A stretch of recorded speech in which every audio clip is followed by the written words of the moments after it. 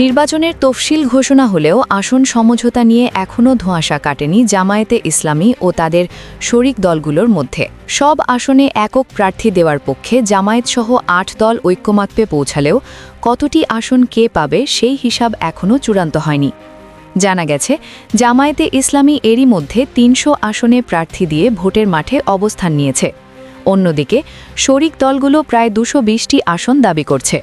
তবে এ বিষয়ে এখনও কোনো চূড়ান্ত সিদ্ধান্ত হয়নি। নির্বাচনের তফসিল ঘোষণার পরও আসন সমঝোতা চূড়ান্ত না হওয়ায় মিত্র দলগুলোর মধ্যে কিছুটা দুশ্চিন্তা রয়ে গেছে। তবে সংশ্লিষ্ট সূত্র জানায়, আগামী ২-১ দিনের মধ্যেই নিয়াজু কমিটি চূড়ান্ত তালিকা প্রকাশ করবে। চলতি বছরের শুরুতেই জামায়াতে ইসলামী ৩০০ আসনে দলীয় প্রার্থী ঘোষণা করে। একই সঙ্গে তাদের শরিক দলগুলোর প্রার্থীরাও মাঠে রয়েছেন। ইসলামী আন্দোলন বাংলাদেশ ১২০টি আসনে প্রার্থী দিতে চায়, এমন তথ্য জানিয়েছেন দলটির দপ্তর সম্পাদক মাওলানা লোকমান হোসেন জাফরি। তবে দলটির মুখপাত্র ও যুগ্ম মহাসচিব কাজী আতাউর রহমান যুগান্তরকে বলেন, ৮ দল আসলে এক দলের মতোই কাজ করছে। যাকে যেখানে দিলে বিজয় নিশ্চিত হবে তাকেই সেখানে প্রার্থী করা হবে, তিনি যে দলেরই হন না কেন। এছাড়া খেলাফত আন্দোলন ২০টি আসনে প্রার্থী দিতে চায় বলে জানিয়েছেন দলটির নায়েবে আমির মাওলানা মুজিবুর রহমান হামিদি।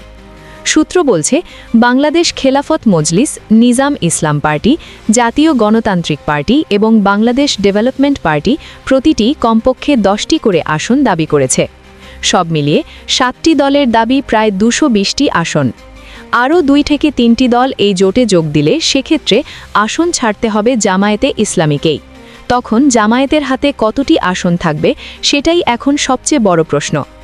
এই বিষয়ে জামায়াতে ইসলামী প্রচার ও মিডিয়া বিভাগের প্রধান অ্যাডভোকেট এহসান মাহবুব জুবায়ের বলেন, আসন সমঝোতার ভিত্তিতেই নির্বাচনে যাওয়ার সিদ্ধান্তে আরও কয়েকটি দল জোটে যোগ দিচ্ছে।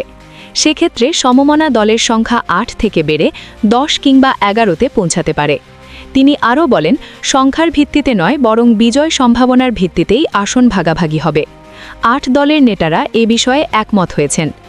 আসন সমঝোতার মাধ্যমে ইসলামপন্থীদের সব ভোট এক বাক্সে আনাই এই জোটের প্রধান লক্ষ্য এবং সে বিষয়ে কোনো জটিলতা হবে না বলেও আশাবাদ ব্যক্ত করেন তিনি।